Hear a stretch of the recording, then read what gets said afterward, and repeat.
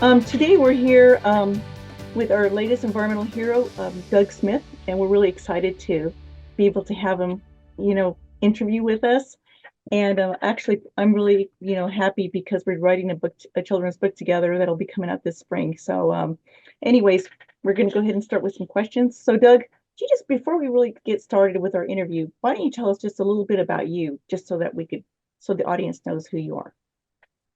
Okay. Well, I'll backtrack. I just finished a career as a wildlife biologist in Yellowstone National Park. I worked there 28 years, retired a little bit over a year ago, and I think it was really cool because Yellowstone is the world's first national park, and I'm very proud to have worked for the National Park Service because they are the only land management agency in the United States that has preservation as their goal. And preservation means no use. The other is conservation, which is also worthy, but that's wise use. In other words, sustainable use through the years. At any rate, that's not about me, but that's what I did. And I was hired to reintroduce wolves back in 1994. And that's pretty much been my life. I studied wolves for about 15, 16 years before coming to Yellowstone.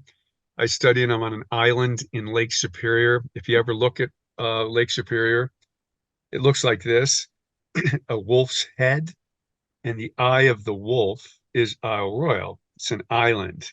Oh, And that's the longest running study in the world of a carnivore. It began in 1958.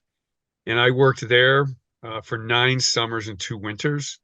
I worked in Northeast Minnesota with another wolf study, and I worked in Indiana with a captive pack of wolves. And that was my first wolf job at a place called Wolf Park. And my job, I know I'm a guy, but my job was called Wolf Mother. I actually hand reared 4 wolf pups. Sasha, Sergei, Mephisto, and Faust were their names. I slept with them, I bottle fed them, and this was to cause them to latch on to people so we could do behavioral research actually with them in their enclosure as they grew older. And so, all told, I've studied wolves for 44 years. I get tired and feel old just saying that. But that was my life. I will say in Yellowstone, I also was in charge of the bird program and the elk program. And those were great jobs too, in addition to wolves. But birds were really cool because I have been interested in birds. A lot of people don't know this, maybe before wolves.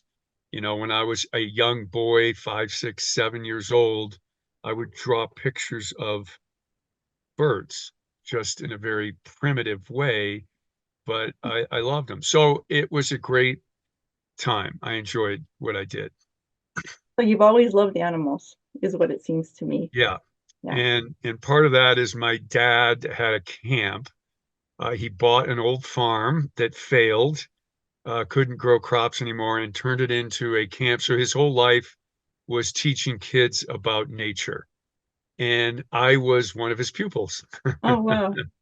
So did you have brothers and sisters too? Were they I like, have one sister, and then two what we call half brothers, who both of them passed away. They're older than me, but we shared a father, had a different mother, so half brothers.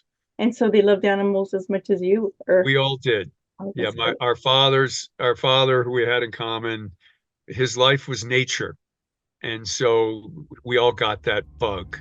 Oh, that's great. That's great.